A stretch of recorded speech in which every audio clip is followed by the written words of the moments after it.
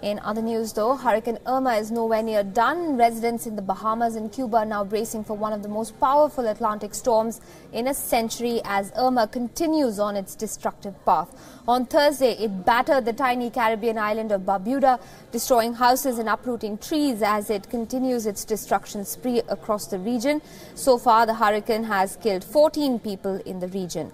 Meanwhile, long lines were witnessed at gas stations in Florida as residents scurried to stock up before the storm makes landfall over the weekend.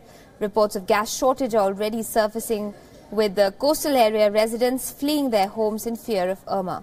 Florida has already declared a state of emergency. They're freeing up resources for shelters and evacuation, while the National Guard's been deployed to help respond to the powerful storm. There's also mandatory evacuation orders underway in Florida Keys, and officials in Miami are also prepping for evacuations. According to reports, Disney World would also be forced to close as Irma heads north into Florida. Now, earlier, an animation released by NASA showed Hurricane Irma's path across the Caribbean during the period from Monday to Thursday this week.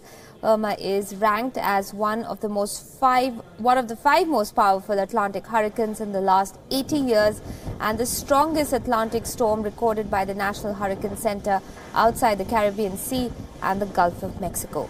The damage by the hurricane is to the tune of approximately $150 million, that figure only likely to go up. In fact, nearly 90% of buildings and vehicles on the island of Barbuda have been destroyed by the storm.